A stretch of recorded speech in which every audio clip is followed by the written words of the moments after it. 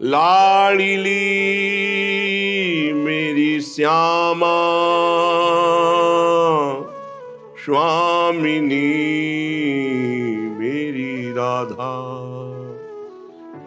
जहां राजत नवल निकुंजन प्यारी, जहां राजत नवल निकुंजन प्यारी। जहां पग देत महावर मोहन, जहां हित बांधत बेणी संभारी मेरी प्यारी मेरी स्वामिनी। जहां राजत नवल निकुंजन प्यारी। ललिता ललित विशाखा राजत, सेवा करत सखी सुख भारी। जहां की महिमा वेद न जानत, शिव अज रहत बिचारी मेरी प्यारी मेरी स्वामिनी। जहां राजत नवल निकुंजन प्यारी। जहां मन बुद्धि बचन नहीं पहुंचत, जहां मन बुद्धि बचन नहीं पहुंचत, व्यापत नहीं काल मायारी। भाग्यहीन पामर भोरी की, किस विधि तहां होई चरचारी। भोरी सखी कह रही, मेरी पहुंच कैसे हो सकती है। जहां नवनिवृत्त निकुंज में हमारी महारानी जो विराजमान हैं, जिनके श्री चरण को अपने कर कमल में लिए हुए महावर रचना अखिल कोटि ब्रह्मांड नायक परात्परी भगवान श्री कृष्ण कर रहे हैं, जिनकी बेणी स्वयं अपने कर कमल से लालजू महाराज प्रभु बांध रहे हैं, वहां मेरी पहुंच कैसे हो सकती है। जहां दिव्य श्री ललिता जू, विशाखा जू, चंपक लता जू, चित्रा जू, तुंग विद्या जू, इंद्रलेखा जू, रंग देवी जू, श्री सुदेवी जू और समस्त सहचरियां आठों पहर भाव में डूबी हुई श्री स्वामिनी जू को दुलार करती रहती हैं। जहां की महिमा वेद भी नहीं जानता। अलक्षम राधाख्यम निखिल निगमयी रप्यतितराम रसाम्भोधे सारम किमपि सुकुमारम विजयते। वहां मुझे अधम की पहुंच कैसे हो सकती है। जिनके चरणों में महावर रचना स्वयं प्रभु करते हैं, जिनकी वेणी कर कमल से स्वयं प्रभु गूंथते हैं, अनंत महिमा युक्त समस्त सहचरियां आठों पहर जिन्हें दुलार करती रहती हैं, वेद भी जिनकी महिमा के रहस्य को नहीं जानता है, शिव शनकादि ब्रह्मादि विचार परायण रहते हैं स्वामिनी जी की महिमा में, जहां मन बुद्धि का प्रवेश ही नहीं है, ऐसे दुर्गम स्थान महारानी जी के श्री चरणों में हमारी कैसे रति हो, हमारी कैसे पहुंच हो। बस एक ही उपाय दिखाई देता है, सकल अंग गुणहीन हो, ताको यतन न कोई, एक किशोरी कृपाते, जो कछु होई सो होई। एकमात्र किशोरी जी की कृपा से ही किशोरी जी के पास पहुंचा जा सकता है। जहां वेदों के लिए अगम्य है, बड़े बड़े ईश्वर कोटि के महापुरुष विचारवान ध्यानस्थ रहते हैं, जहां हमारे मन बुद्धि की पहुंच नहीं है, वहां हम कैसे चिंतन करें, कैसे हम वहां पहुंच पावे। तो सबे अंग गुणहीन हो, ताको यतन न कोई, कोई उपाय नहीं, एक किशोरी कृपाते, बस जो कुछ होए सो होए। अब तो श्री लाडली जी की कृपा से ही लाडली जी की प्राप्ति होगी, और ये सिद्ध सिद्धांत है। प्रियालाल की प्राप्ति प्रियालाल की कृपा से होती है। जिस पर प्रियालाल की कृपा है, उस श्री धाम वृंदावन का दर्शन, वास, रसिकों का संग, रजरानी के प्रति अपार आस्था, निरंतर नाम रटने का स्वभाव, लीला गुण सुनने का व्यसन, ये कृपा पात्र के लक्षण है। लाडली जू से मिलने वाले हृदय की स्थिति अन्यत्र कहीं कोई अन्य आश्रय, अन्य भाव, अन्य चिंतन, अन्य रस, परमार्थिक सुवाता नहीं है।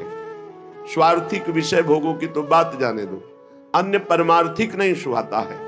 श्रीपाद प्रबोधानंद जी महाराज कह रहे हैं, प्यारे जू की जिसके ऊपर कृपा होती है, वो नैवा लोकित लोक वेद पद नापेक्षित और स्वप्रिय, न कोई अपना न कोई पराया, न लौकिक धर्म न वैदिक धर्म।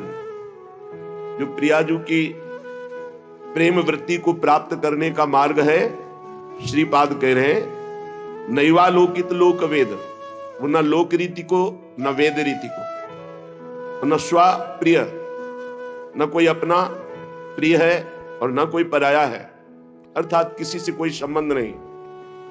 जिसे भोरी सखी कहती है, ना काहू सो बोलिबो, ना कोई व्यवहार, अपनी कुंवर किशोरी को जियत निहार निहार, बस रात दिन राधा राधा राधा। और श्यामाजू की सेवा, श्यामाजू का चिंतन, श्यामाजू के लिए तन मन प्राण समर्पित, यही कृपा पात्र का लक्षण है। कृपा से ही ऐसा होता है, स्वयं कोई अहम से ऐसी साधना नहीं कर सकता।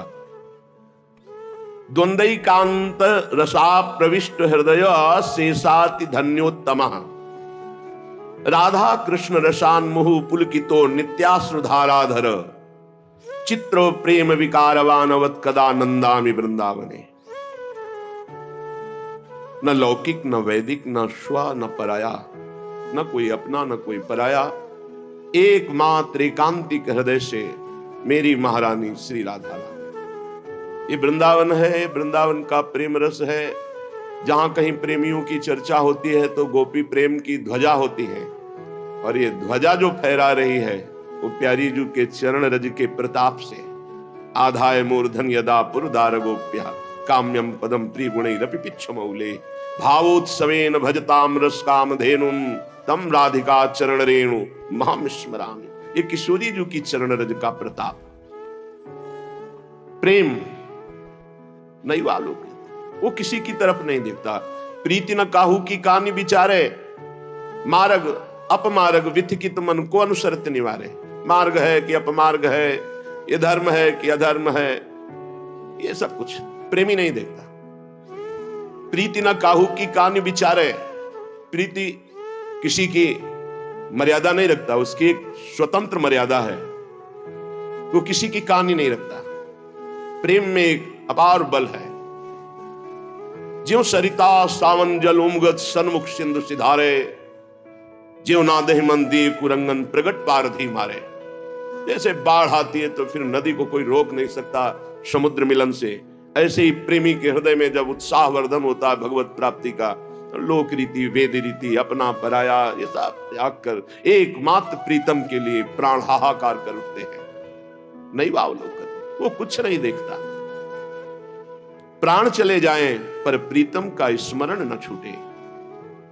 प्राण तो तिनके के समान लगने लगते हैं जिसको प्रभु से थोड़ा भी प्यार हो जाता है। प्राणों का मोह तो अज्ञान के कारण होता है। प्रिया प्रीतम के एकांतिक रस में प्रविष्ट होने के लिए सबसे अपने मन को हटाकर मात तात सुत दार देह में मति अरुझय मति मंदा, हित किशोर को हुए चकोर तू लख वृंदावन चंदा। जहां जहां हमारा राग है वहां से मन हटाकर अनुराग रूप प्रियालाल के चरणों में समर्पित कर दिया। द्वंद्वे एकांतरस प्रविष्टो हृदय शेषाति धन्योत्तमः, धन्य धन्य धन्य तेज इनके उपास्य है। धन्योत्तमः, जिसने अपने मन को प्रियालाल की कृपा बल से, गुरुदेव की कृपा बल से समेटकर प्रियालाल में लगा दिया तो धन्य धन्य धन्य, उसका भूत धन्य, उसका वर्तमान धन्य, उसका भविष्य धन्य। धन्य धन्य धन्य तेज इनके उपास्य है। राधा कृष्ण रसान्मुह पुलकितो नित्याश्रुधाराधर। अब उसकी दशा बदल जाती है, जो सब जगह से मन हटाकर प्रियालाल के चरणों में अर्पित कर देता है। बोले वो श्यामा श्याम के प्रेम में पुलकित अश्रुधारा बहाता हुआ अपना समय व्यतीत करता है। आंखों से अश्रु बह रहा है, हृदय में ध्यान है, मुख में नाम है, शरीर रोमांचित है। मम भक्ति युक्तो भुवनम पुनातु, वो लोक के लोक पावन करने की सामर्थ्य रखता है ऐसा महात्मा। चित्र प्रेम विकारवानवत कदानंदामि वृंदावने, ऐसे विचित्र प्रेम के विकारशील वर्धनशील प्रतिक्षण प्रेम बढ़ रहा है, ये दिव्य है। प्रतिक्षण वर्धनशील प्रेम में एक विचित्र दशा को प्राप्त होकर हम कब वृंदावन में आनंद से झूमेंगे, झूम झूम करके, नाच नाच कर, गा गा कर, रो रो कर अपने प्रीतम को, श्यामा श्याम को कब वृंदावन में रिझाएंगे।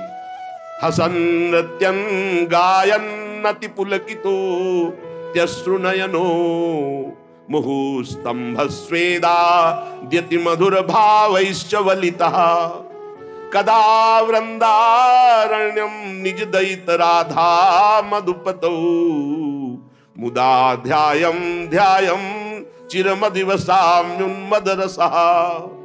ऐसे मैं कब वृंदावन वास करूंगा। कभी अपनी प्रियाजू को रिझाने के लिए नाच रहा हूं, प्रियाजू को रिझाने के लिए, किसी और के लिए देखना भी मन से भी ये दृष्टि नहीं जानी चाहिए कि कोई और देख रहा है, सिर्फ अपने आराध्य देव के लिए। नृत्यम, अपने प्यारे जू की चेष्टाएं देखकर कभी कभी ऐसी हास परिहास रसिका हमारी स्वामिनी है कि उपासक उन्मत्त होकर खूब हंसता है। हमारी स्वामिनी जो हास परिहास रसिका है, बहुत विनोद होता है प्रिया प्रीतम सहचरियों में, ये एकांतिक रस है। हास परिहास में सब निमग्न, तो उन चेष्टाओं को देखकर उपासक कभी हंसता है। अचानक ध्यान बदल जाता है, रे इतना समय हुआ अभी प्रियालाल मिले नहीं, चिल्ला चिल्ला कर रोने लगता है। एकदम भाव समाधि लगी सामने, प्रियालाल गाने लगता है, नाचने लगता है। ऐसी प्रेम दशा, पुलकित शरीर, नेत्रों में अश्रु, हृदय में महान भाव, अपने प्रीतम श्री राधा मधुपति अर्थात श्यामा श्याम का ध्यान करते हुए रसोन्मत्त होकर मैं कब अखंड वृंदावन वास करूंगा। वृंदावन प्रेम समुद्र है, वास का मतलब है खत्म खेल। जिसका आना जाना मिट गया, उसका आना जाना मिट गया। जिसने वृंदावन का अखंड आश्रय ले लिया, मिट गया आना जाना। विश्वास करो, ये धाम है अपने प्रभाव से अनंत जन्मों के सब संस्कारों को भस्म करके भगवत प्राप्ति करा देता है। पर भगवत प्राप्ति की इच्छा जिसके अंदर हो वो नहीं तो यहां भी पापाचरण कर बैठेगा, यहां भी मनमानी आचरण कर बैठेगा। अगर संत सदगुरुदेव के द्वारा कमान में चढ़ाकर जैसे बाण मारा जाता है, लक्ष्य भेद देता है, ऐसे साधक को अपनी इच्छा पर चढ़ाकर, आज्ञा पर चढ़ाकर लक्ष्य भेद, नहीं तो फंसा लेती माया। ये भक्ति अगर इसको ज्ञान और वैराग्य का सपोर्ट न मिले तो प्रेम लक्षणा भक्ति तक नहीं पहुंच सकती, जो साधारण भक्ति है। इसे ज्ञान और वैराग्य की अत्यंत आवश्यकता है। महामहिम श्री कृष्ण द्वैपायन भगवान व्यासदेव जी द्वारा रचित श्रीमद् भागवत का जहां तक वो चाहे रसास्वादन किया जाए, क्योंकि हमारे यहां पूर्णता नहीं है। कभी भी आप देख लेना, प्रेम में पूर्णिमा नहीं, इसलिए हमारा कभी कोई पूर्ण नहीं होता। प्रतिक्षण वर्धमान है पर कभी पूर्ण नहीं होता। हमने देखा कभी पूर्ण नहीं। एक बार श्री स्वामी अखंडानंद जी महाराज ने पूज्यपाद शिवड़िया बाबा जी महाराज से कहा कि इतने दिनों का अनुष्ठान मन में सोचा था कि आपको अमुक ग्रंथ सुनाएंगे, और आप आदेश कर दिया कि अमुक का तो उनका साधु का संकल्प नहीं पूर्ण होना चाहिए। पूज्यपाद उड़िया बाबा ने कहा साधु का संकल्प नहीं पूर्ण होना चाहिए। क्यों? अगर पूर्ण होगा तो नवीन संकल्प बनेगा। संकल्प रहित ही साधुता है। आज शुरू करो, कल बंद करवा दो, परसों फिर और शुरू करवा दो, नरसों बंद, वो आपका विषय है। सच्चिदानंद रूपाय विश्वोत्पत्त्यादि हेतवे तापत्रय विनाशाय श्री कृष्णाय वयं नुमः। यं प्रव्रजन्तमनुपेतमपेत कृत्यं द्वैपायनो विरह कातर आजुहाव। पुत्रेति तन्मयतया तरवोऽभिनेदुस्तं सर्वभूत हृदयं मुनिमान तूष्णी। सच्चित आनंद स्वरूप भगवान श्री कृष्ण को हम नमस्कार करते हैं। जो भगवान श्री कृष्ण जगत की उत्पत्ति, इसका पालन और इसका विनाश उनके एक संकल्प से होता है। आध्यात्मिक आदि दैविक आदि भौतिक तीनों प्रकार के तापों का जो नाश करने वाले हैं, जो सृष्टि का सृजन करते हैं, ब्रह्मा रूप से हरि रूप से पालन करते हैं और भगवान रुद्र रूप से अपने में लय कर लेते हैं, ऐसे सच्चिदानंद स्वरूप भगवान श्री कृष्ण को हम बार बार नमस्कार करते हैं। और महामहिम परमहंस शिरोमणि श्री सुखदेव जी को नमस्कार करते हैं, क्योंकि अभी प्रकट ही हुए हैं, कोई संस्कार भी नहीं हुआ, न यज्ञोपवीत संस्कार, न लौकिक वैदिक कोई अनुष्ठान का अवसर ही नहीं दिया। गर्भ से निकलते ही नाल छेदन भी नहीं हुआ महाराज का। ऐसे महान वैरागी गर्भ से निकलते ही चल दिए, जिनके पीछे पीछे श्री कृष्ण द्वैपायन भगवान व्यास देव जी, हा पुत्र बेटा तुम कहां जा रहे हो, एक शब्द नहीं बोले। इतनी तन्मयता है ब्रह्म तत्व में कि वृक्षों से निकल रहा है सुकोहम सुकोहम सुकोहम। जो ऐसे समस्त भूत प्राणियों में विराजमान भगवत स्वरूप परमहंस शिरोमणि श्री सुखदेव जी महाराज है, उनके चरणों में कोटिशाह प्रणाम नमस्कार करते हैं। एक बार नैमिषारण्य में, बड़ा पावन क्षेत्र है नैमिषारण्य, बड़े भजन के परमाणु हैं। 88,000 ऋषि और श्री शौनक जी उनके मुखिया है। 88,000 ऋषियों में सब विराजमान हैं और मंचाधीन श्री सूत जी महाराज हैं। तो सूत जी महाराज को 88,000 ऋषि और उनके मुखिया शौनक जी प्रणाम करके नमस्कार करके बोले। शौनक जी ने कहा, सूत जी आपके वचन जब निकलते हैं तो उनसे हमारे अज्ञान अंधकार का नाश होता है। अज्ञान ध्वांत विध्वंस कोटि सूर्य समप्रभ सूताख्यायी कथा सारम मम कर्ण रसायनम भक्ति ज्ञान विरागातो विवेको वर्धते महान माया मोह निरासस्य वैष्णवैः क्रियते कथम। हे सूत जी महाराज, आपके वचन करोड़ों करोड़ों सूर्यों के समान हैं, क्योंकि अज्ञान अंधकार का नाश कर रहे हैं। जब आप भगवान की चर्चा कहते हैं तो हमारे कानों में ऐसा लगता है अमृत रस, जो हम बड़ी बड़ी यज्ञ करके आनंद प्राप्त नहीं कर पाए, और आपके श्रीमुख से भगवत चर्चा सुनकर वो आनंद वर्तमान में मुझे प्राप्त हो रहा है। भक्ति ज्ञान और वैराग्य से प्राप्त होने वाले महान विवेक की वृद्धि किस प्रकार से होती है, ये हम आपसे पूछते हैं। विवेक ये बहुत समर्थ परमार्थ का शुभट है। जिसके पास विवेक है वो माया को रौंद कर परास्त करके निश्चित परम पद को या ब्रह्मबोध तत्व ज्ञान जो चाहे वो प्राप्त करो। विवेक भक्ति ज्ञान वैराग्य से प्राप्त होने वाले महान विवेक की कैसे प्राप्ति होती है, कैसे वृद्धि होती है।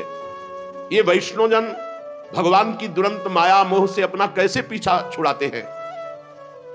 ये घोर कलिकाल है, इसमें जीव की प्रायः स्वाभाविक आसुरी प्रवृत्ति होती, राक्षसी प्रवृत्ति। भूमि परत भा ढाबर पानी, निर्मल जल आकाश से जैसे गिरा, पृथ्वी में गिरते ही धूल दूषित मलिन हो गया, ऐसे ही तिम जीव ही माया लपटानी। महाराज ऊपर से कलिकाल जिससे आसुरी प्रवृत्ति बढ़ती चली जा रही है, तो क्या उपाय है जिससे माया आसक्त जीव कलिकाल में दैवी संपदा से संपन्न बनकर के भगवत प्राप्ति कर ले? ऐसा कोई उपाय है आपकी दृष्टि में? सूत जी, आप हमें कोई ऐसा शाश्वत साधना बताइए जो सबसे अधिक कम समय में हमारा परम कल्याण कर दे, सबसे अधिक बलशाली और कम समय में हमारा कल्याण कर दे, हमारे हृदय को पवित्र कर दे, हमें भगवान ललित त्रिभंगी श्याम सुंदर से मिला दे। देखो महाराज, चिंतामणिर्लोक सुखम सुरद्रुः स्वर्ग संपदम प्रयच्छति गुरु पीतो वैकुंठम योगी दुर्लभम। अगर चिंतामणि मिल जाए तो लौकिक सुख दे सकती है, कल्प वृक्ष मिल जाए तो स्वर्गिक सुख दे सकता है, परंतु अगर गुरु मिल जाए और गुरु प्रसन्न हो जाए तो योगी दुर्लभ नित्य भगवान का परम धाम दे देते हैं। इसलिए आप कृपा करके बताइए कि महान बलिष्ठ साधन कम समय में श्री कृष्ण का साक्षात्कार करा दे, शुद्ध विवेक जागरण हो जाए, ऐसा उपाय बताओ। क्योंकि एक तो मायाग्रसित, दूसरा कलयुग का प्रभाव, कैसे जीव भगवत प्राप्ति करे। सूत जी ने कहा, शौनकादि ऋषियों, मैं देख रहा हूं कि तुम्हारे हृदय में श्री कृष्ण का बहुत प्रेम है, इसलिए मैं विचार करके तुम्हें संपूर्ण सिद्धांतों का निष्कर्ष सुनाता हूं। ध्यान से सुनो, ये तुम्हारे जन्म और मृत्यु के भय का नाश कर देगा। ध्यान से सुनो। जब जीव के हृदय में भक्ति जागृत होती है, ऐसी भक्ति जिसका प्रतिदिन प्रवाह बढ़े, वो प्रवाह जीव को भगवान श्री कृष्ण के समीप ले जाता है, भक्ति का प्रवाह। और उसके ऐसे आचरण बनने लगते हैं कि भगवान प्रसन्न हो जाते हैं। जहां भगवान प्रसन्न होते हैं, ये माया अपने आप हटने लगती, फिर उसमें कोई बाधा नहीं पहुंचाती। मैं तुम्हें साधन बताता हूं भगवान श्री कृष्ण को प्रसन्न करने का। सावधान होकर सुनो। कलयुग में जीवों के काल रूपी सर्प के मुख का ग्रास होने के त्रास का आत्यंतिक नाश केवल भगवान की कथा से हो सकता है। अगर हमें नित्य सत्संग मिले, नित्य भगवत चर्चा मिले, तो हमारा भजन रोज बढ़ेगा, भजन में रुचि बढ़ेगी, हमारे असत आचरण छूटेंगे, हम निश्चित भगवत प्राप्त हो जाएंगे। मन की शुद्धि के लिए भगवान की चर्चा से बढ़कर और कोई साधना नहीं। परस्पर भगवान की चर्चा, कथन श्रवण की जाए, इससे बहुत जल्दी मन भगवान में लग जाता है, मन शुद्ध हो जाता है। जब मनुष्य के बहुत जन्मों का पुण्य एकत्रित होता है, एक दो जन्म का नहीं, जन्मांतरे भवेत पुण्यम तदा भागवतम लभेत। जन्म जन्मांतर के पुण्य एकत्रित होते, तब उसे भगवान की रस भरी चर्चा सुनने का सौभाग्य मिलता है। भगवान की चर्चा सुनना बड़ी दुर्लभ विषय। जन्म जन्मांतरों के जब पुण्य एकत्रित होते हैं, तब भक्त और भगवान की चर्चा सुनने का सौभाग्य प्राप्त होता है। सुत दारा धन लक्ष्मी पापियों के घर होए, संत समागम हरि कथा तुलसी दुर्लभ दोय। ये बहुत अमूल्य है भगवान की चर्चा। देखो, जब श्री सुखदेव जी महाराज राजा परीक्षित को कथा सुनाने के लिए उद्यत हुए, तो देवता लोग अमृत का कलश लेकर के आए और कहा, महाराज, देवता अपना काम बनाने में बड़े कुशल होते हैं। नमस्कार किया और कहा, महाराज, ये अमृत कलश है, क्या करें? सुखदेव जी ने कहा, इसका क्या करें? नहीं, आप हमें कथा अमृत दे दीजिए और ये अमृत पिला दीजिए परीक्षित को, तत्क्षक सर्प काटेगा भी तो मरेंगे नहीं, क्योंकि अमृत का प्रभाव होता है। इसीलिए तो आप कथा सुना रहे। उनको निर्भयता प्राप्त हो जाएगी अमृत से, और हमें सुना दीजिए कथा अमृत, जिससे हम मुक्त हो जाएंगे। अदला बदली कर लो, आप हमें कथा अमृत पान करा दो, हम परीक्षित जी को, ये देवता लोग कह रहे कि देवलोक का अमृत पान करा देंगे तो तक्षक काटेगा भी तो भी नहीं मरेंगे। हंस पड़े श्री सुखदेव, बड़े चतुर बनते हो। कहां ये कांच और कहां मणि, कहां इंद्र नीलमणि श्याम सुंदर की मनोहर चर्चा, और कहां ये भय शोक प्रदान करने वाला अमृत। क्योंकि उसको पीने के बाद भी देवता भयभीत होते हैं, शोकित होते हैं, ईर्ष्या होती है, कामनाएं होती हैं। वो अमृत किस काम का? और श्री कृष्ण कथा अमृत तो निर्विकार करके भगवत प्रेम में डुबो देता है। कहां कांच और कहां मणि, कहां ये अमृत और कहां श्री कृष्ण लीलामृत। श्री सुखदेव जी ने हंसी उड़ा दी कि अरे जाओ, ये कलश लेकर जाओ, तुम अधिकारी नहीं हो।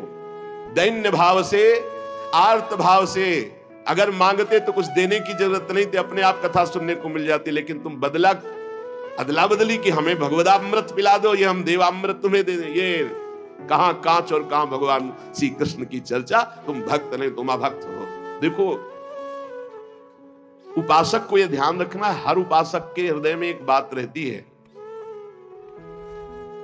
पहली हमारी मांग होनी चाहिए भगवत प्राप्ति, पर हर उपासक के मन में होती है आखिरी बात की भगवत प्राप्ति तो हो ही जाएगी, हम भोग लेते हैं। कभी नहीं होगी ऐसे उपासक को। जो भगवत प्राप्ति को टालता है और अन्य भोगों को प्राथमिकता देता है, उसके लिए भगवत प्राप्ति बहुत दुर्लभ है।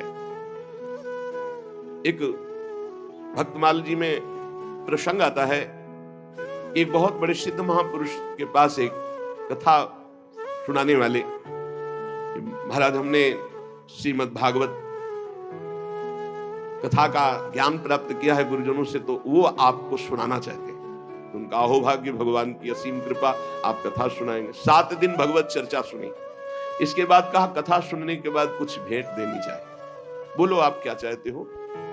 सिद्ध पुरुष थे, पता था उनको, तो उनका भगवान संतान नहीं है, अगर एक संतान हो जाती, जाओ 7 दिन कथा सुनाने का फल हमारे भजन के प्रभाव से तुम्हारा नवीन प्रारब्ध बनेगा और तुम्हारी संतान होगी। और भगवान संतान भी हो गई पर धन नहीं है तो कैसे हम पालन पोषण करेंगे, इसलिए आपकी कृपा से कुछ ऐसा विधान बन जाए कि हमारा परिवार चलता रहे, इससे कुल परंपरागत हमें लक्ष्मी की प्राप्ति हो। हरि चर्चा सुनाई है, विधान बन जाएगा धन का भी। ठीक, जाओ। और कुछ भगवान की थोड़ी भक्ति भी हो जाए। चुप, पहले संतान, दूसरे में धन और तीसरे में भक्ति। कदाप तेरे को भक्ति प्राप्त नहीं हो सकती। जाओ, संतान होगी, संपत्ति मिलेगी, भक्ति नहीं। और अगर पहले बोले होते पहले नंबर में कि भगवान की भक्ति, और आप प्रभु संतों का भोग लगे, ठाकुर जी का भोग लगे, इसके लिए नाथ, और प्रभु कोई संत सेवा करने वाला हमारे कुल में भी हो जाए, सब हो जाता। पहले भक्ति, लेकिन भक्ति सबसे पीछे नहीं। अभक्तास्तांश्च विज्ञाये न ददौ सा कथामृतम श्रीमद् भागवती वार्ता सुराणाम अपि दुर्लभा। भगवान की कथा दैन्य आर्त भाव से, अहोभाग्य मनाकर सुनी जाती है, इस भाव से नहीं, अदला बदली से नहीं। श्री सुखदेव जी ने देखा कि इनके हृदय में भक्ति नहीं है, ये बदले में कथा सुनना चाहते, इसलिए अनाधिकारी है। ये जानकर कथामृत का दान नहीं किया। ये देवताओं को भी दुर्लभ है भगवत चर्चा, श्री कृष्ण कथा। पूर्व काल में श्रीमद् भागवत के श्रवण से राजा परीक्षित को परम पद मिला, यद्यपि सर्प ने काटा था। ब्रह्मा जी को बड़ा आश्चर्य हुआ। उन्होंने सत्यलोक में साधनों को तौला, एक तरफ सब साधन और एक तरफ भगवान की पावन लीला कथा, तो सब साधन हल्के पड़ गए और भगवान की चर्चा सबसे भारी रही। भगवत लीला कथा ये सीधे भगवत प्राप्ति कराती है। रत्नावती जी ने कोई और साधन नहीं किया, केवल दासी के मुख से भगवत चर्चा। ब्राह्मण पत्नियों ने मथुरा, कोई और नहीं। गोपी जनों ने और कोई नहीं, परस्पर भगवत चर्चा, भगवत गुणानुवाद, बड़ी दिव्य अवस्था।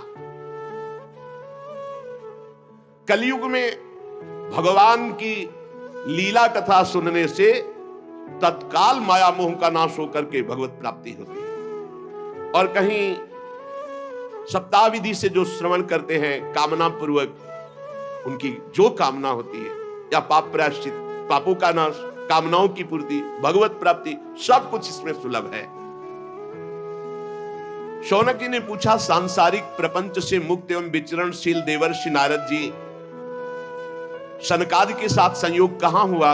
वो विधि विधान के श्रवण में उनकी प्रीति कैसे हुई? सूत जी ने कहा, मैं तुम्हें वो भक्ति पूर्वक कथा सुनाता हूं। श्री सुखदेव जी का मैं अनन्य शिष्य हूं। सूत जी कहे, श्री सुखदेव जी ने मुझे अपना प्रिय शिष्य जानकर एकांत में मुझे सुनाया है। एक दिन विशालापुरी में चारों निर्मल ऋषि सनक सनंदन सनातन सनत कुमार सत्संग के लिए आए हुए थे। वहां उन्होंने देखा देवर्षि नारद जी को। शनकादि ने देवर्षि नारद जी के दर्शन से ही प्रश्न उत्पन्न हो गया और कहा, भगवान के भक्त का मुख उदास नहीं होता, तुम्हारा मुख उदास क्यों है? भगवान के भक्त का मुख उदास नहीं होता, उदास का कोई विशेष कारण होता है। आपका चिंतातुर होना, उदास होना और आपका जल्दी जल्दी चलना, इन तीनों बातों से मुझे लग रहा है कि कुछ न कुछ विशेष बात है। क्योंकि भक्त गजराज की चाल चलता है, मस्त भगवत चिंतन पर है। भक्त का मुख प्रसन्न होता है, वो चिंता शोक से मुक्त होता है। नारद जी को उदास देखकर, चिंतातुर देखकर और जल्दी जल्दी आते हुए देखकर कहा, आपका आगमन कहां से हो रहा है? आप इस समय जो व्याकुल हैं, इसका मतलब कोई समस्या है। इसलिए अनासक्त पुरुष की ऐसी स्थिति किसी विशेष समस्या से होती है। वो क्या समस्या है? देवर्षि नारद जी से सनकादि ने पूछा। नारद जी ने कहा, महाराज मैं सर्वोत्तम लोक पृथ्वी लोक को इसलिए मानता हूं कि यहां बड़े बड़े महाभागवत भगवान के भजन करने वाले हैं। तो मैं पृथ्वी लोक में आया, यहां पुष्कर, प्रयाग, काशी, गोदावरी अर्थात नासिक, हरिद्वार, कुरुक्षेत्र, श्रीरंग, सेतुबंध, कई तीर्थों में मैं विचरण करता रहा, लेकिन मुझे इन सब तीर्थों में जाने पर जो शांति चाहिए वो नहीं मिली। क्यों? क्योंकि इस समय अधर्म के सहायक कलयुग ने सारे तीर्थों में अपना प्रभाव फैला रखा है। मैंने तीर्थों में देखा, देवर्षि नारद जी कह रहे, सत्यम नास्ति तपः शौचम दया दानम न विद्यते उदरम भरणो जीवा वाराकाह कूट भाषणम। सत्य नहीं रह गया, तपस्वी, शुद्ध तपस्या, जो बाहर भीतर की पवित्रता, दया, दूसरों के सुख के लिए दान, ये सब जा रहा है कलयुग का प्रभाव। बेचारे जीव केवल कैसे पेट पालन हो, सब असत्यभाषी हो रहे हैं, असत्यभाषी। देवर्षि नारद जी कह रहे, कोई बिरला भगवान का आश्रित जो भगवत मार्ग में निरंतर चित्त को जोड़े हुए, उसी के ऊपर कलयुग का प्रभाव नहीं तो कह रहे हैं कि सब असत्य भाषण और आलसी, मंदबुद्धि, भाग्यहीन, उपद्रव करने वाले, उद्दंडता करने वाले। और आगे कह रहे हैं, बहुत देवर्षि नारद जी बोल रहे हैं, इसलिए हम कह रहे हैं कि जो बोल रहे बहुत शुद्ध बोल रहे। कह रहे, मंदा सुमंद मतयो मंद भाग्या उपद्रुता पाखंड निरता संतो विरक्ता सपरिग्रहा। जहां जहां हम तीर्थों में गए, कोई बिरला ऐसा है जो अपने सही मार्ग में चल रहा है, नहीं दंभ और पाखंड का बोलबाला है। सब प्रकार का परिग्रह स्वीकार किया जा रहा है। जब गृहस्थों की तरफ देखा तो घरों में स्त्रियों के जो भाई होते हैं ना, वही सलाहकार हैं। देवर्षि नारद जी बोल रहे हैं, कलयुग का प्रभाव। तरुणी प्रभुता गेहे श्यालको बुद्धिदायका, श्री सदगुरु बुद्धिदायका। कलयुग में नहीं, तरुणी प्रभुता गेहे श्यालको बुद्धिदायका। और बोले, लोभ से कन्या विक्रीणो लोभा दंपति नाम च कलकनम। इस कलयुग ने ऐसी दुर्गति कर दी है, क्रय विक्रय सामान वस्तुओं की किया जाता है कि लड़का किया जाता है। तुम्हारे लड़का, उसके लड़की हो, बेचारे की जितनी श्रद्धा होगी वो देगा ही।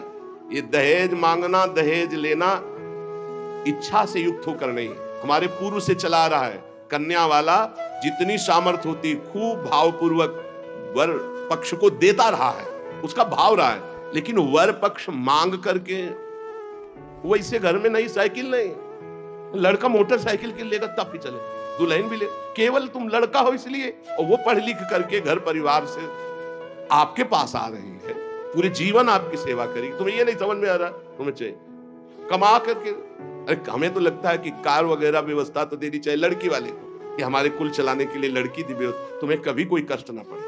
लड़की वाला बेचारा देता है ऊपर से, और वो मांग करते हैं। स्त्री पुरुष फिर भी आपस में कलह, बड़ा विचित्र। महाराज देवर्षि नारद जी सनकादिक से कह रहे, महात्माओं के आश्रम में गया, तीर्थों में गया, पावन नदियों में गया, यहां सब दुष्टों ने देवालयों को नष्ट कर दिया। कलयुग का ऐसा प्रभाव हो रहा है कि शुद्ध योगी मिलना, सिद्ध ज्ञानी मिलना, सिद्ध भक्त मिलना, सिद्ध सत्कर्मी मिलना बड़ा कठिन हो रहा है। न योगी नहीं व सिद्धो वा न ज्ञानी सत्क्रियो नरा कलिदावा नले नाद्य साधनम भस्मताम गतम। भ्रष्टाचार फैला रहा है कलयुग। सारे साधन इस समय कलि रूपी दावानल से भस्म हो रहे हैं। हमने देखा कि बाजारों में अन्न बिकने लगा है, पहले अन्न नहीं बिकता। देवर्षि नारद जी कह रहे, कैसा कलयुग का प्रभाव बढ़ गया है। अट्टशूला जनपदाः शिवशूला दुजातयः कामिन्यः केशशूलिन्यः संभवन्ति कलाभिः। दुजातयः जो विप्रजन है, वो पैसा लेकर के वेद पढ़ाते हैं, तो फिर परिवार कैसे चले? नहीं, वेद पढ़ाते थे वो तो गुरु दक्षिणा में या कार्य की पूर्णता में जजमान तो खुद देता था, मांगने को नहीं कहा गया। गोस्वामी तुलसीदास जी ने भी कहा, बेचहि वेद धर्म दुहि लेहि।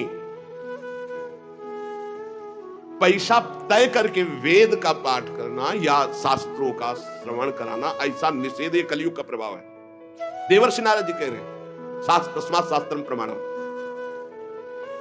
कामिन्यः केशशूलिन्यः संभवन्ति कलाविहा। इस कलयुग ने ऐसा भ्रष्टाचार मचा दिया कि चरित्र बेच करके लोग जीवन यापन करना चाहते हैं। बड़ा विचित्र है।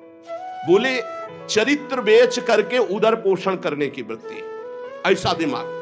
नौकरी मिल जाए, रुपया मिल जाए, पद मिल जाए, चरित्र चला जाए, उसका कोई महत्व नहीं। ऐसा कलयुग बुद्धि को भ्रष्ट कर देता है। एवं पश्यम कलेर दोषान पर्यटन नवनीमहम यामुनम तटमापन्नो यत्र लीला हरेरभूत। मैं ऐसे विचरण करते हुए भयानक कलयुग के दोषों को देखता हुआ परम पावन यमुना जी के पुलिन पर विराजमान जो श्री वृंदावन धाम है, जहां भगवान श्री कृष्ण की नित्य लीला हो चुकी है, हो रही है और होती रहेगी। तत्राश्चर्यम मया दृष्टम सूर्यताम तन्मुनीश्वरः एका तु तरुणी तत्र निषण्णा खिन्न मानसा। मुनिवरों, मैंने एक बड़ा आश्चर्य देखा वृंदावन में। वहां एक बड़ी तेजोमयी दिव्य युवती खिन्न मन से बैठी है। उसके पास दो पुरुष वृद्धावस्था को प्राप्त अचेत पड़े हुए सांस ले रहे हैं। वो तरुणी बार बार उन दो वृद्ध पुरुषों की सेवा करके जगा रही है, दुलार कर रही है, पर वो जगी नहीं रहे। तरुणी खिन्न मानसा, बहुत उदास है। दश दिक्षु निरीक्षन्ति रक्षितारम निजम वपुः विज्यमाना सतस्त्रीभिर बोध्यमाना मुहुर्मुहुः। वो दसियों दिशाओं में देख रही कि कोई मेरा सहयोगी आ जाए और इन दो को चेतना दिला दे। बार बार वो वस्त्र से पंखा झल रही, उन्हें चेतना लाने की। मैंने ये दूर से चरित्र देखा, कौतूहलवश पास गया। वो दिव्य तरुणी खड़ी हुई और प्रणाम करके व्याकुल होकर मुझसे कहने लगी, देवर्षि नारद जी, एक क्षण ठहर जाइए, मेरी चिंता को दूर कर दीजिए, क्योंकि आप जैसे संतों का दर्शन समस्त चिंता और पापों को नष्ट करने वाला होता है। आपके वचनों से मेरे दुख की बहुत कुछ शांति हो जाएगी, मुझे विश्वास है। क्योंकि यदा भाग्यम भवेत भूरि भवतो दर्शनम तदा, जब मनुष्य के बहुत बड़े भाग्य उदय होते तब आप जैसे संतों के दर्शन होते। नारद जी ने कहा कि देवी तुम कौन हो, बहुत तेजस्वी हो, और ये दोनों वृद्ध पुरुष कौन है तुम्हारे जो तुम इनकी सेवा कर रही हो, और बहुत सी कमल नयनी देवियां तुम्हें घेरे हुए हैं। तुम विस्तार से अपने दुख और अपना परिचय बताओ, दुख का कारण और परिचय। तो उस दिव्य युवती ने कहा, अहम भक्ति रीति ख्याता इमौ में तनयो मतौ ज्ञान वैराग्य नामानौ काल योगे न जर्जरौ गंगाद्या सरितश्चेमा मत सेवार्थम समागता। मेरा नाम भक्ति है, ये मेरे पुत्र हैं जो वृद्ध हो गए ज्ञान और वैराग्य। समय के प्रभाव से, कलयुग के प्रभाव से मेरे पुत्र वृद्ध हो गए ज्ञान और वैराग्य। ये जो मेरी सेवा में है, ये गंगादि दिव्य नदियां हैं।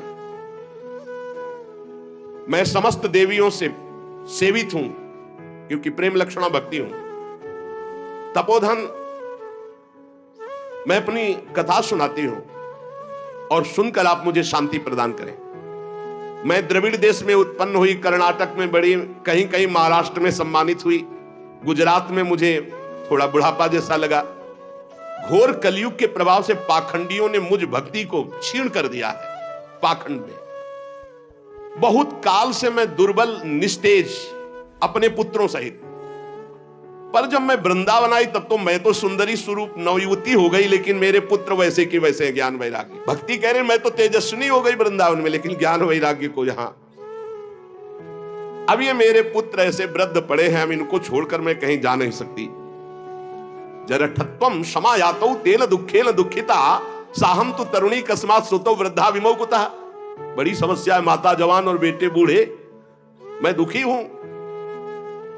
हम तीनों एक साथ रहते हैं, ज्ञान वैराग्य भक्ति, फिर ये विपरीतता क्यों? ऐसा होना चाहिए, पुत्र तरुण होना चाहिए, माता बूढ़ी होनी चाहिए। मैं तरुण हूं, मेरे पुत्र ज्ञान वैराग्य बूढ़े हैं। योग निधि, आप इसका कारण बताइए। नारद जी ने कहा, साध्वी, आपके बात करते करते मैंने ज्ञान दृष्टि से सब कुछ देख लिया। तुम्हें विषाद नहीं करना चाहिए, भगवान श्री हरि तुम्हारे अधीन है। प्रेम अधीन भगवान का नाम, प्रेमाधीन, भक्ताधीन मना पूज्यो, भक्ति के अधीन है, तुम्हें विषाद शोभा नहीं देता। सूत जी कहते हैं मुनिवर नारद जी ने एक क्षण में ही सब कारण जान लिया और नारद जी ने कहा देवी सावधान होकर सुनो, ये दारुण कलयुग है। इसी से इस समय सदाचार, योग मार्ग, तपस्या, सब मार्ग, भगवत मार्ग जितने हैं प्रायः ये गुप्त लुप्त होते जा रहे हैं। कलिकाल का ऐसा प्रभाव बढ़ता चला जा रहा है। हे देवी, जना अघासुरायन्ते साठ्य दुष्कर्म कारिणः। सबका मन दुष्टता में ज्यादा लगता है। दुष्कर्म करना, पापाचरण करना, जो मन बुद्धि है ये ज्यादातर पाप कर्म के कभी नहीं अघाते हैं। जहां देखो जो सही मार्ग से चलेगा उसे दुख, म्लान, निंदा, उपहास। बड़ा बुद्धिमान होगा जो सही मार्ग में धैर्य पूर्वक चल पावे, नहीं तो लोग ऐसा उसका उपहास करेंगे और ऐसा दृश्य देखने को कलयुग दिखाएगा कि पाप कर रहा है, मौज से रह रहा है, धर्म से चल रहा है, बड़ा दुखी हो रहा है। कलयुग का ऐसा प्रभाव बढ़ रहा है कि यहां शुद्ध ज्ञानी मिलना, शुद्ध भक्त मिलना, शुद्ध पंडित मिलना, पंडिता समदर्शिना बड़ा कठिन हो रहा है। ऐसा नहीं कि नहीं है, पर बड़ा कठिन हो रहा है। पृथ्वी में इतना पाप बढ़ता जा रहा है कि भगवान शेष जी के लिए भार रूप हो रही है पृथ्वी। मैं तो आया था मृत्यु लोक में भक्तों का समागम प्राप्त करने, लेकिन इस समय छूने और देखने योग्य भी नहीं रह रही है। बड़ा अमंगल हो रहा है पृथ्वी में। इस संसार में वैराग्य और ज्ञान की किसी की जरूरत है नहीं, इसीलिए बूढ़े हो गए तुम्हारे पुत्र। विषयानुरागी, अंधे बने हुए, भोगों में लगे हुए, इसलिए वैराग्य की जरूरत नहीं। भोगों में सुख बुद्धि, इसलिए ज्ञान की जरूरत नहीं। तुम इसलिए जवान यहां हो गए कि वृंदावन है, यहां संयोग से सदैव तुम जवान रहोगे। कभी तुम्हें कोई भी अंग, 64 अंगों में भक्ति के कोई भी अंग यहां हीन नहीं, क्योंकि संपूर्ण अंगों से परिपूर्ण ये भगवान का धाम है ना। अतः वृंदावनस्य संयोगात् पुनस्त्वं तरुणी नवा, धन्यम वृंदावनम तेन भक्तिर्नृत्यति यत्र च। धन्य है वृंदावन, जहां भक्ति सर्वांग पुष्ट होकर नृत्य कर रही। परंतु वृंदावन में भी तुम्हारे पुत्रों को यहां कोई पूछने वाला नहीं, ग्राहक नहीं। अत्रेमौ ग्राहका भावान जरामपि मुंचतः। अभाव है वृंदावन में, ज्ञान वैराग्य को कोई नहीं पूछता। यहां प्रेम लक्षणा भक्ति का ही सारा खेल है, इसलिए इनका बुढ़ापा नहीं छूट रहा। पर यहां आनंद से सो रहे, क्योंकि भगवान का धाम है तो इनको भगवत स्पर्श जनित आनंद की प्राप्ति हो रही, इसलिए शांत सो रहे। भक्ति ने कहा कि सुना था कि राजा परीक्षित ने देखा था कलयुग को, फिर इस पापी को मार क्यों नहीं डाला, रहने क्यों दिया? इस पापी कलयुग के आते ही सबकी बुद्धि भ्रष्ट हो गई, सब वस्तुओं का सार न जाने कहां चला गया। परीक्षित जी ने मार क्यों नहीं डाला इसको? और करुणामय भगवान श्री हरि से भी ये कैसे देखा जा रहा है? मेरा संदेह दूर कीजिए, क्योंकि आपके वचनों के सुनने से मुझे बड़ी शांति और पुष्टता मिल रही है। भक्ति जी ने कहा। नारद जी ने कहा देवी, तुमने पूछा है तो प्रेम से सुनो कल्याणी, मैं तुम्हें बताऊंगा, तुम्हारा दुख निश्चित दूर होगा। जिस दिन भगवान श्री कृष्ण इस भूलोक को छोड़कर अपने परम धाम को गए, उसी दिन से संपूर्ण साधनों में बाधा डालने वाला एक कलयुग आ गया। उसी दिन से कलयुग आया है जिस दिन भगवान परम धाम को अंतर्धाम हुए, द्वापर काल। तुमने जो पूछा परीक्षित जी ने मारा क्यों नहीं इस कलयुग को, तो दिग्विजय के समय राजा परीक्षित की दृष्टि पड़ी, जो ही दृष्टि पड़ी कलयुग समझ गए मार डालेंगे, क्योंकि भगवत शक्ति से संपन्न है। वो दौड़ के अपनी पाग उतार कर दीन होकर शरण में आ गया। और ये नियम है कि जो चरणों में गिर पड़े, शरणागत हो जाए, चाहे प्राणों की बाजी लगानी पड़े, उसकी हानि नहीं होनी चाहिए। ये शरणागत का धर्म का नियम है। जैसे कबूतर चरणों में गिर गया तो महाराज शिवी जी ने अपने संपूर्ण शरीर को, मांस को और शरीर को भी दे दिया, लेकिन कबूतर को नहीं दिया। वो दीन के समान शरण में आ गया। अब जब शरण में आ गया तो मारा नहीं जा सकता। फिर देखा कि ये तो सब का सारग्राही है। जो फल तपस्या, योग एवं समाधि से नहीं मिल सकता, वो कलयुग में हरिनाम से मिल सकता है। ए देखो, ये सार वस्तु कलयुग की पकड़ी महाराज परीक्षित जी ने। यद्यपि ये बहुत ही अमंगलकारी है कलयुग। यत् फलम नास्ति तपसा न योगेन समाधिना तत्फलम लभते सम्यक कलौ केशव कीर्तनात्। बड़ी बड़ी समाधि से, बड़ी बड़ी तपस्या से, साधना से, योग से जो फल नहीं मिलता कलयुग में, नाम जप और नाम कीर्तन से। कलयुग केवल नाम आधारा, सुमिर सुमिर नर उतर ही पारा। ये सारहीन होने पर भी महाराज परीक्षित ने एक बात देखी कि जो 10,000 वर्ष तपस्या और समाधि और साधना से फल, वो भगवान नाम कीर्तन और जब से कलयुग में सहज में प्राप्त हो जाएगा, इसलिए इसको नहीं मारा। पहले तो शरणागत हो गया, और दूसरी बात इसमें बड़ी जोर की एक बात देखी कि जो 10,000 वर्ष समाधि तपस्या योग यज्ञ आदि से, वो यहां सहज में नाम जप से नाम कीर्तन से प्राप्त हो जाएगा। कुकर्म में सबकी प्रवृत्ति फैलाना यह कलयुग का कार्य है, और पृथ्वी जब देखा पाप हो रहा है तो सब सार वस्तु अंतर ध्यान करने लगी। अब इसमें स्पष्ट लिखा है, विप्रैर्भागवती वार्ता गेहे गेहे जने जने कारिता कण लोभेन कथा सारस्ततो गतः। श्रीमद् भागवत में ही आगे लिखा है कि जो आपकी कथा सुनाते हैं भूरिदा जना, वो बहुत बड़े दानी है भगवत कथा सुनाने वाले। विप्रैर्भागवती वार्ता गेहे गेहे जने जने कारिता कण लोभेन कथा सारस्ततो गतः। तो कैसे गृहस्थी चलेगी प्रवक्ता की? श्री कृष्ण से योगक्षेमम वहाम्यहम, भगवान चलाएंगे तो श्री कृष्ण देंगे।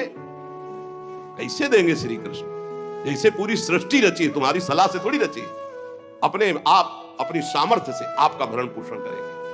विप्रैर्भागवती वार्ता गेहे गेहे जने जने कारिता कण लोभेन कथा सारस्ततो गतः। कण कण के लोभ से, अन्न के, वस्त्र के, धन के, रुपया के, मान प्रतिष्ठा के लोभ से कथा बेचने लगे तो कथा का सार चला गया। अत्युग्र भूरि कर्माणो नास्तिका रौरवाः जनाः तेपि तिष्ठन्ति तीर्थेषु तीर्थसारस्ततो गतः। ये तीर्थों में घोर रौरव नरक जाने वाले कर्म करने वाले लोग आ गए, पापाचरण कर रहे, तीर्थों को अपवित्र कर दिया है। शराब पीते हैं, दुनिया का सब जितना पापाचरण सब आके यहां होटलों में नाना प्रकार के आचरणों को, ये धाम है, तीर्थ है। सच्ची मानिए आप, सच्ची मानिए। गंगा यमुना के पावन तटों पर नशा कर रहे हैं बैठ के, जहां भजन करना चाहिए वो नशा कर रहे हैं। जहां धाम में आकर रो रो कर प्रभु से क्षमा याचना मांगकर भजन करना चाहिए, मेरे पापों का प्रायश्चित हो जाए, वहां पाप कर रहे हैं। देवर्षि नारद जी कह रहे अत्युग्र भूरि कर्माणो, छोटे मोटे पाप नहीं, बड़े बड़े पाप कर रहे हैं। अत्युग्र भूरि कर्माणो नास्तिका रौरवाः जना, ये सब रौरव नरक जाने वाले अधिकारी लोग। तेपि तिष्ठन्ति तीर्थेषु तीर्थम सारस्ततो गतः, ये तीर्थों में वास करने लगे तो तीर्थ का महत्व जाने लगा, तीर्थ का सार जाने लगा। काम क्रोध महालोभो तृष्णा व्याकुल चेतसा तेपि तिष्ठन्ति तपसी तपः सारस्ततो गतः। ये तपस्वी का भेष बनाने वाले, काम क्रोधी लोभ मोह तृष्णा व्याकुल चित्त वाले, ये तपस्या का नाटक करने लगे, इसलिए तपस्या का ढोंग करने से तपस्या का सार चला गया। तो लोभ दंभ और पाखंड का आश्रय लेने से ये संत भेष का महत्व जा रहा है। देवर्षि नारद जी और भक्ति का संवाद हो रहा है। शास्त्र अभ्यास केवल किया जा रहा है, भगवत प्राप्ति के लिए नहीं, विकारों पर विजय प्राप्त करने के लिए नहीं, भगवत ध्यान के लिए नहीं। पंडितास्तु कलत्रेण रमन्ते महिषायु पुत्रस्योत्पादने दक्षा अदक्षा मुक्ति साधने। और न ही वैष्णवता कुत्र संप्रदाय पुरःसरा एवं प्रणेताम प्राप्तो वस्तु सारा स्थले स्थले। जो संप्रदायाचार्य द्वारा सिद्धांत वर्णन की हुई वैष्णवता है, कहीं कहीं किसी में देखी जाती, नहीं तो सब मनमानी आचरण, मनमानी आचरण। इसलिए वैष्णवता का सार लुप्त हो रहा है। कलयुग ने ऐसा पाए जान जगत, हरिवंश महाप्रभु, पाए जान जगत में सब जन कपटी कुटिल कलयुगी टंचु। पुंडरीकाक्ष भगवान सब कुछ देख रहे हैं क्योंकि कलयुग का राज्य है, शासन है उन्हीं के द्वारा। इति तद्वचनम श्रुत्वा विस्मयम परमम गता भक्ति रुचे वचो भूया सूर्यताम तच्च शौनको। सूत जी कहते, शौनक जी जब देवर्षि नारद के वचन सुने, भक्ति को बड़ा आश्चर्य हुआ। फिर उसने जो कहा सुनो, भक्ति ने कहा देवर्षि आप तो धन्य है, मेरा बड़ा सौभाग्य जो आपका समागम हुआ, क्योंकि साधु नाम दर्शनम लोके सर्वसिद्धि करम परम। भगवत प्रेमी महात्मा का दर्शन इस समस्त सिद्धियों को प्रदान करने वाला होता है। धन्योस्मि मद भाग्येन समागता। भक्ति कह रही है धन्य है मेरे भाग्य जो समागता, आपका दर्शन हुआ, आपसे संभाषण हुआ, आपका समागम मेरे अहो भाग्य धन्य। स्वयं भक्ति कह रही, सुरर्षे त्वम ही धन्योस्मि मद भाग्येन समागता साधु नाम दर्शनम लोके सर्व सिद्धि कर्म परम। आपका केवल एक बार उपदेश धारण करके कयाधु कुमार प्रहलाद ने भक्ति की ध्वजा फहरा दी, माया पर विजय प्राप्त कर ली। आपका उपदेश प्राप्त करके ध्रुव पद को प्राप्त कर लिया। आप सर्व मंगल में साक्षात श्री ब्रह्मा जी के पुत्र हैं। हे देवर्षि नारद जी, मैं आपको नमस्कार करती हूं। नारद जी ने कहा कि भक्ति तुम खेद में अपने को मत डालो, चिंता तुम मत हो, भगवान श्री कृष्ण के चरण कमलों का चिंतन करो। भगवान की कृपा से सारे दुखों का नाश हो जाता है। दुख नाश का उपाय क्या? भगवान का चिंतन करो। जब दुख आपको घेरने लगे तो और गाढ़ चिंतन करो, दुख से बच जाओगे। वो दुख आप पर प्रभाव नहीं डाल पाएगा। जिन्होंने कौरवों के अत्याचार से द्रौपदी की रक्षा की, गोप सुंदरियों को सनाथ किया, वो श्री कृष्ण कहीं चले थोड़ी गए हैं। फिर तुम तो भक्ति हो, श्री कृष्ण को प्राणों से भी अधिक प्यारी हो, चाहे जैसा पापी पति नीच हो। अहो वत्सुपतो गरियान यज्जिभ्यागे वर्तते नाम तुभ्यम। सतयुग, त्रेता, द्वापर, इन 3 युगों में ज्ञान, वैराग्य और मुक्ति के साधन थे, किंतु कलयुग में तो केवल भक्ति ही ब्रह्म सायुज्य प्राप्त करा सकती, दूसरा कोई साधन नहीं। जैसे अभी कलिया परसों में श्री तुलसीदास जी जो वर्णन कर रहे थे कि तीर्थ, याग, यज्ञ, व्रत आदि, अब नहीं समय रह गया इनके द्वारा भगवत प्राप्ति। ये सोचकर ही परमानंद चिन्ह मूर्ति ज्ञान स्वरूप श्री हरि ने अपने सत स्वरूप से तुम्हें रचा है। तुम साक्षात श्री कृष्ण की परम प्रिय हो, परम सुंदरी हो। एक बार जब तुमने हाथ जोड़कर पूछा था कि मैं क्या करूं, तब भगवान ने यही आज्ञा थी कि मेरे भक्तों का पोषण करो। तुमने भगवान की आज्ञा स्वीकार की। तुम पर भगवान बहुत प्रसन्न है। तुम्हारी सेवा करने से मुक्ति को तुम्हारी दासी के रूप में दिया है। भक्ति की दासी क्या है? मुक्ति। ज्ञान वैराग्य तुम्हें पुत्र रूप में दिए। वैसे तो तुम साक्षात भगवान के समीप रहती हो, पर कभी कभी भूतल पर अपने भक्तों का पोषण करने के लिए तुम भ्रमण करती हो।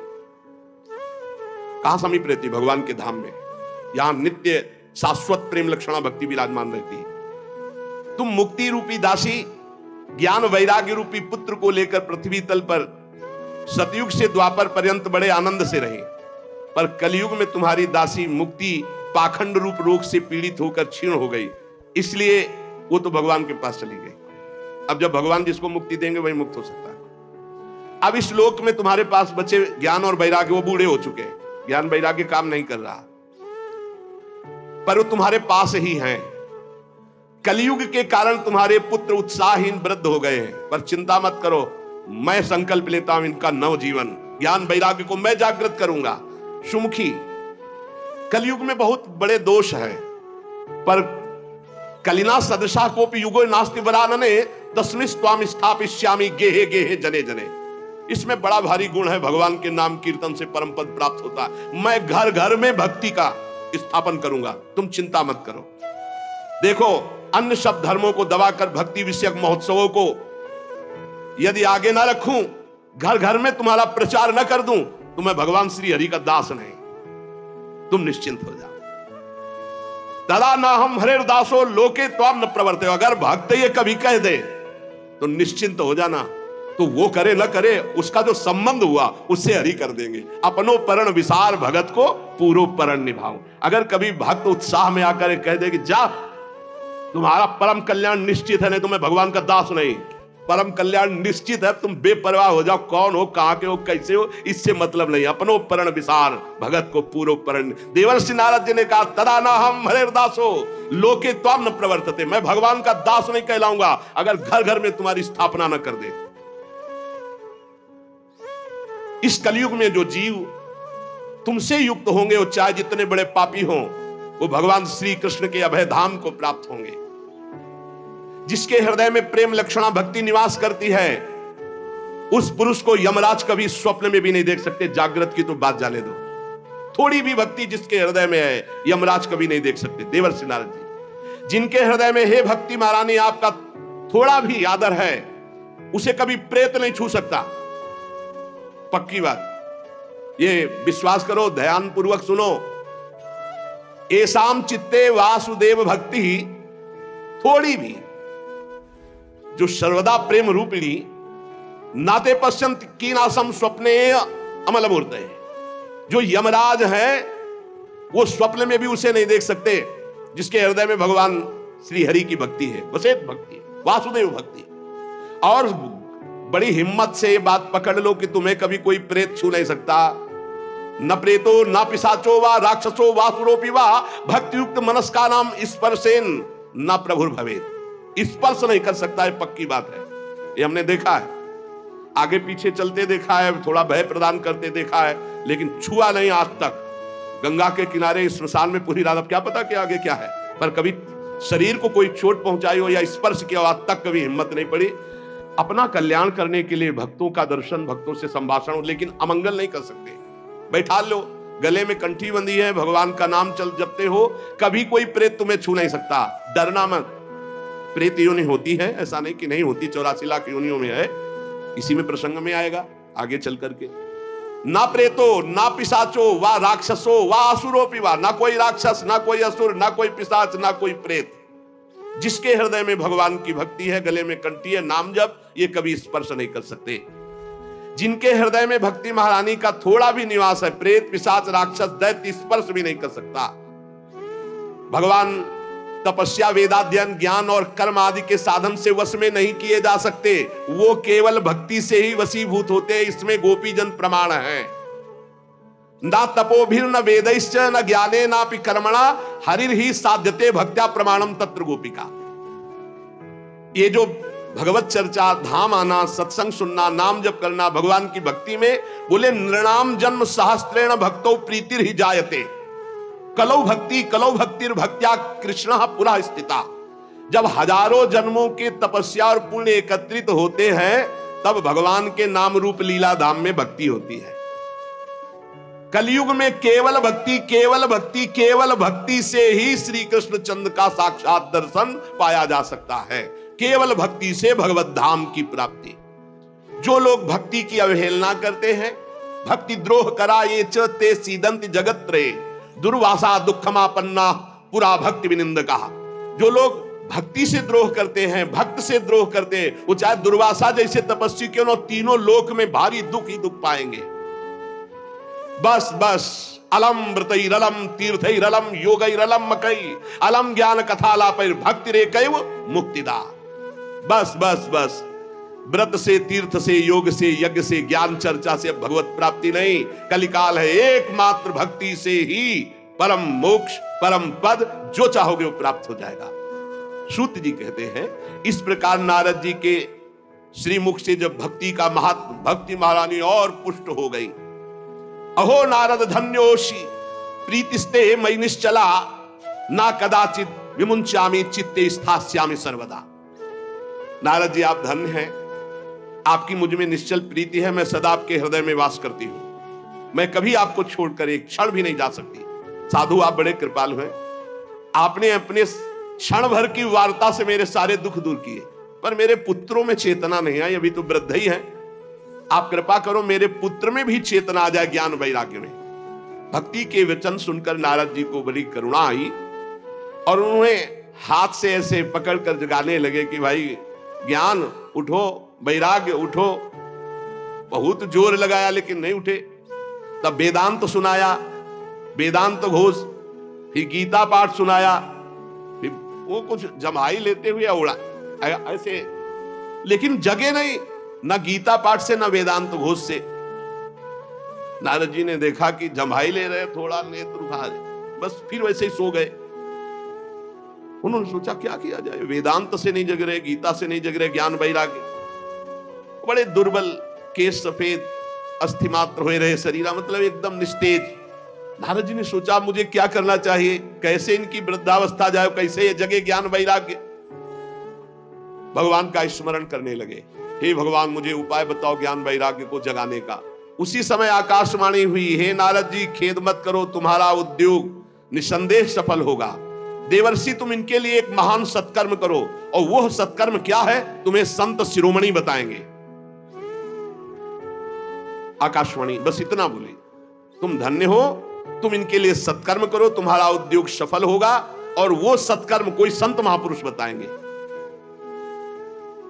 आकाशवाणी साफ साफ सुनाई दी थी। नारद जी को बड़ा विस्मय हुआ, वो कहने लगे कि आकाशवाणी भी हुई और कुछ आशय भी नहीं समझाया, कहा संत शिरोमणि कहेंगे, वो कहां है संत शिरोमणि, हम किसको खोजें। आकाशवाणी ने भी बात गुप्त ही कही, वो कौन सा साधन है, वो कौन से संत शिरोमणि है जो मुझे बताएंगे, वे संत कहां मिलेंगे। अब आकाशवाणी ने जो कहा मुझे करना चाहिए, खोज करना चाहिए संत शिरोमणियों की। शौनक जी तब ज्ञान वैराग्य दोनों को वहीं छोड़कर नारद मुनि वहां से चले और प्रत्येक तीर्थों में जा जाकर संतों से पूछते, उनकी बात संत जन सुनते। उन्होंने बताया कि असाध्य है रोग। जब आप जैसे महापुरुष गीता सुना रहे हो, वेदांत सुना रहे हो, ज्ञान वैराग्य नहीं जग रहे, तो असाध्य ही है। कोई नारद जी के सामने नमन किए, मौन चल दिए, उत्तर नहीं दिए। अब जहां जहां संतों में जाते तो संत जन यही कहते कि भाई सब संतों से बड़े तो नारद जी हैं। और जब नारद जी वेदध्वनि, वेदांत घोष और गीता पाठ बार बार सुनाया और ज्ञान वैराग्य नहीं जगाए जा सके, तो फिर और क्या हो सकता है। नारद जी तो स्वयं महाभागवत योगी राज हैं, दूसरे संत तो कैसे बताए। जब बहुत पूछा लेकिन सबने कहा दुस्साध्य है। नारद जी बहुत चिंतातुर हुए और बदरी वन में आए। ज्ञान वैराग्य को जगाने के लिए निश्चय किया कि मैं यहां कठोर तपस्या करूंगा। इसी समय भगवान की प्रेरणा से करोड़ों सूर्यों के समान तेजस्वी सनक सनंदन सनातन सनत कुमार दिखाई दिए। नारद जी बहुत आनंदित हुए, परस्पर नमस्कार हुआ।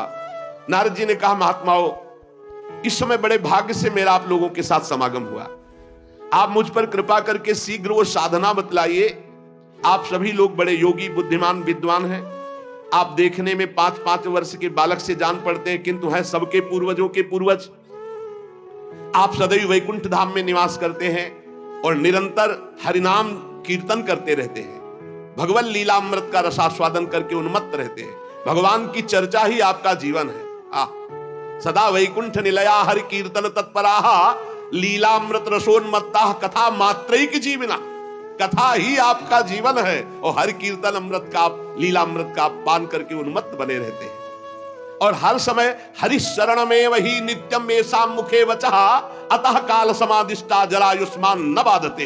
हर समय आपके मुख से निकलता रहता है हरि शरणम हरि शरणम हरि शरणम। इस महामंत्र के कारण काल प्रेरित वृद्धावस्था आपको छू नहीं सकती। हरि शरणम, आपको कोई बाधा नहीं पहुंचा सकता। किसी भी लोक में आप कहीं भी जा सकते हैं। आपके भ्रूभंग मात्र टेढ़ी होने पर भगवान के द्वारपाल जय विजय तुरंत पृथ्वी लोक में गिर पड़े थे और आपकी ही कृपा से पुनः बैकुंठ लोक पहुंचे। धन्य हो गया मैं जो आज आपका दर्शन हुआ। मैं बहुत दीन हूं, आप लोग स्वभाव से दयालु हैं, इसलिए मुझ पर आपको अवश्य कृपा करनी चाहिए। बताइए, आकाशवाणी ने जो कहा वो कौन सा साधन है, मुझे क्या अनुष्ठान करना चाहिए, ज्ञान और वैराग्य किस प्रकार जागृत हो और भक्ति सुखी हो जाए, सब में भक्ति ज्ञान वैराग्य की प्रतिष्ठा हो, ऐसा कौन सा साधन है। सनक सनंदन सनातन सनत कुमार चारों ऋषियों में से बोले, देवर्षि आप चिंता मत करो, पहले तो प्रसन्न हो जाओ। उनके उद्धार का एक सरल उपाय पहले से विद्यमान है। नारद जी, धन्य है उसका जीवन जो परोपकारी जीवन है, दूसरे के लिए। आप विरक्तों में शिरोमणि हैं, श्री कृष्ण दासों के शाश्वत पथ प्रदर्शक हैं, भक्ति योग के भास्कर हैं। आप भक्ति के लिए जो उद्योग कर रहे हैं, आपके लिए कोई आश्चर्य की बात नहीं समझनी चाहिए। भगवान के भक्त के लिए तो भक्ति की सम्यक स्थापना करना सदा उचित है। ऋषियों ने संसार में अनेकों मार्ग प्रकट किए, किंतु सभी कष्ट साध्य है और परिणाम में बहुत ब्रह्मा द्वारा रचे हुए लोकों की ही प्राप्ति कराने वाले हैं। भगवान की प्राप्ति कराने वाला मार्ग तो बड़ा गुप्त है, उसका उपदेश करने वाला पुरुष भी बड़े भाग्य से प्राप्त होता है। आपको आकाशवाणी ने जिस सत्कर्म का संकेत किया है उसे हम बतलाते हैं। आप प्रसन्न और समाहित चित्त होकर सुनिए। नारद जी द्रव्य यज्ञ, तपोयज्ञ, योग यज्ञ और स्वाध्याय रूपी ज्ञान यज्ञ, ये सब तो लोक लोकांतर की प्राप्ति कराने वाले हैं, महालोक, तपलोक, जनलोक, स्वर्गलोक आदि। लेकिन ये जो भगवत चर्चा रूपी महान सत्कर्म है, ये मोक्ष प्रदान करता है, प्रेम प्रदान करता है। भगवान की जो दिव्य चर्चाएं हैं, जिसे परमहंस श्री सुखदेव जी ने गान किया है, जब संपूर्ण भागवत की चर्चा ज्ञान और वैराग्य भक्ति को सुनाई जाए तो तत्काल इनको बल मिलेगा, इनका कष्ट चला जाएगा और ये आनंद से उन्मत्त होकर नृत्य करेंगे। सिंह की गर्जना सुनकर जैसे भेड़िए भाग जाते हैं, ऐसे भगवान की चर्चा सुनकर कलयुग के दोष नष्ट हो जाते हैं, कलयुग भयभीत होकर भाग जाता है। प्रेम रस प्रवाहित करने वाली भक्ति, ज्ञान और वैराग्य सबके हृदयों में जागृत हो जाएगी जो भगवान की चर्चा सुनेंगे। नारद जी ने कहा, कि मैंने वेद वेदांत की ध्वनि की, गीता पाठ बार बार किया, फिर भी भक्ति ज्ञान वैराग्य तीनों नहीं जगे, तो महाराज श्रीमद् भागवत सुनाने से कैसे जग जाएंगे? क्योंकि कथा के प्रत्येक श्लोक प्रत्येक पद में वेदों का ही तो सारांश है। आप लोग शरणागत वत्सल, आपका दर्शन कभी व्यर्थ नहीं जाता, इसलिए मेरा संदेह दूर कीजिए। शनकादि ने कहा श्रीमद् भागवत की कथा वेद उपनिषदों का सार है, इसलिए उनसे अलग उनकी फल रूपा होने के कारण बड़ी उत्तम है। जिस प्रकार रस वृक्ष की जड़ से लेकर शाखा पर्यंत रहता है किंतु उसका स्वाद नहीं लिया जा सकता, वही जब अलग फल रूप में आता है तो उसका स्वाद लिया जाता है। जैसे दूध में घी रहता है किंतु उसका स्वाद नहीं लिया जाता, जब प्रक्रिया के द्वारा अलग किया जाता है तो उसका स्वाद अलग हो जाता है। जैसे गन्ने में शक्कर रहती है पर प्रक्रिया के द्वारा फिर उसका स्वाद अलग लिया जाता है, ऐसे ही वेद उपनिषद का सार फल रूप है जो भगवान श्री कृष्ण की चर्चा से युक्त श्रीमद् भागवत है। ये भगवान व्यास देव जी ने भक्ति ज्ञान और वैराग्य को प्रकाशित करने के लिए स्वयं रचा है। वेद वेदांत के पारगामी गीता की भी रचना करने वाले भगवान व्यास देव जी खिन्न होकर अज्ञान समुद्र में गोते खा रहे थे। तो आप याद करो, आपने ही तो 4 श्लोक में इसका उपदेश किया था, उसे सुनते ही उनकी सारी चिंता दूर हो गई थी। फिर इसमें आपको आश्चर्य क्यों हो रहा है? जो आप हमसे प्रश्न कर रहे हैं, आपको उन्हें शोक और दुख का विनाश करने वाले इस महामहिम भगवत चर्चा को सुनाना चाहिए। नारद जी ने कहा, महानुभाव, आज तो मैं कृतकृत हो गया। आपका दर्शन जीव के संपूर्ण पापों को तत्काल नष्ट कर देता है। जो संसार दुख रूप दावानल से तपे हुए हैं, उन पर शीघ्र ही शांति की वर्षा हरि जब करते हैं तो आप जैसे महात्माओं का दर्शन हो जाता है। आप निरंतर भगवान शेष जी के सहस्त्र मुखों से गाए हुए भगवत कथामृत का पान करते रहते हैं। मैं प्रेम लक्षणा भक्ति का प्रकाश करने के उद्देश्य से आपकी शरण लेता हूं। जब अनेकों जन्मों के संचित पुण्य पुंज का उदय होता है तो मनुष्य को सत्संग मिलता है। भाग्योदयेन बहुजन्म समर्जितेन सत्संगमं च लभते पुरुषो यदा वै अज्ञान हेतु कृत मोह मदांधकार नाशम विधाय ही तदोदयते विवेका। अनेकों जन्मों के जब पुण्य एकत्रित होते तब सत्संग मिलता है, और जब सत्संग मिलता है तब अज्ञान जनित मोह मद रूप अंधकार का नाश होकर विवेक उदय होता है, और जब विवेक उदय होता है तो भगवान से प्रेम होता है, जब अविवेक होता है तो संसार से प्रेम होता है। नारद जी, अब मैं भक्ति ज्ञान और वैराग्य को स्थापित करने के लिए प्रयत्न करूंगा। परमहंस शिरोमणि श्री सुखदेव जी के कहे हुए भागवत शास्त्र की कथा द्वारा उज्जवल ज्ञान यज्ञ करूंगा। यह यज्ञ मुझे कहां करना चाहिए, आप इसके लिए कोई स्थान बतला दीजिए। आप लोग वेद के पारगामी विद्वान हैं, इसलिए मैं सुख शास्त्र की महिमा सुनना चाहता हूं। इसकी विधि क्या है, कितने दिनों में सुने, कृपा करके बताइए। जब नारद जी ने ऐसा कहा तो शनकादि बोले, आप बड़े विनीत हैं, क्योंकि सब जानते हुए आप पूछ रहे हैं, सर्वज्ञ हैं आप, पर आप पूछ रहे हैं इसलिए हम आपको ये बातें बता रहे हैं। इस समय हरिद्वार के पास आनंद नामक एक घाट है, बड़ा शांत है, एकांतिक है, ब्रह्म ऋषियों द्वारा सेवित है, देवता सिद्ध लोग वहां सेवन करते हैं, भांति भांति के वृक्ष और लताएं हैं, और वहां कोमल नवीन बालू बिछी हुई है, बड़ा सुरम्य एकांत प्रदेश है। हर समय गंगा जी की कलरव और सुगंध जो कमलों की है वो वायु लाती रहती है। हमें लगता है वहीं इस ज्ञान यज्ञ का आरंभ किया जाए, आनंद घाट में। कथा में अपूर्व रस आता है जब एकांत शांत भागवतिक स्थान हो। हमने देखा है कथा का प्रभाव, वो आप देख लीजिएगा, एक बार केवल अनुष्ठान होने दीजिए और आपके सामने निर्बल जरा जीर्ण अवस्था में पड़े हुए ज्ञान वैराग्य यदि नृत्य न करने लगे तो कहना।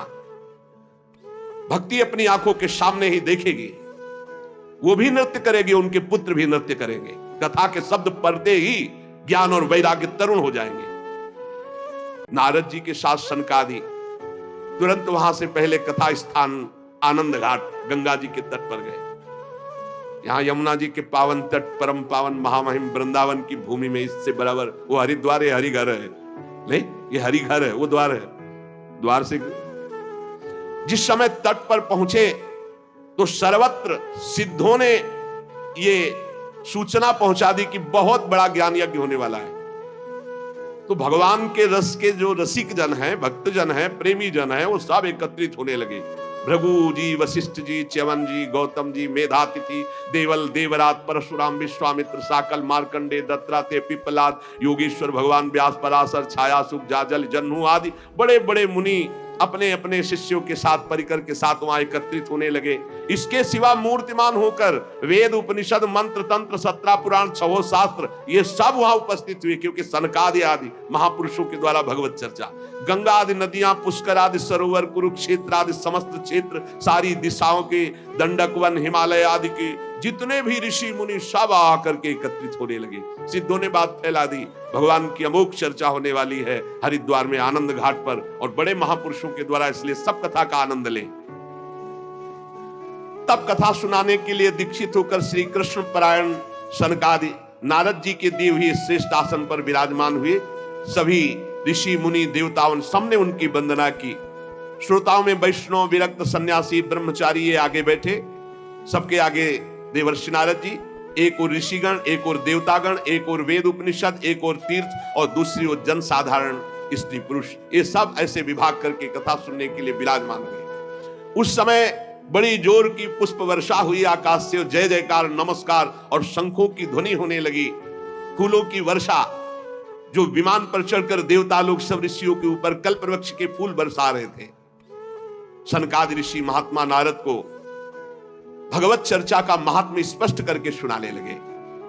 सनकादि ने कहा, हम आपको इसकी पहले महिमा सुनाते हैं। जो इसको श्रवण कर ले एक बार सही ढंग से, उसकी मुक्ति निश्चित हो जाएगी। कोई भी हो, एक बार पूरी सम्यक 18,000 श्लोक सुन ले तो निश्चित उसको भगवत प्राप्ति हो जाएगी। पहला ये श्रवण का फल है, तुम्हारी समझ में आवे ना आवे, एक बार आपने ध्यान से भगवत चर्चा सुनी सम्यक, तो इसका फल है कि अंततो गत्वा तुम्हारा कल्याण हो जाएगा। और कहीं ध्यान देकर सुना तो प्रेम लक्षणा भक्ति जागृत हो जाएगी, जो मोक्ष को भी लघु करने वाली है। इसलिए इस कथा का सावधान होकर के आस्वादन करना चाहिए।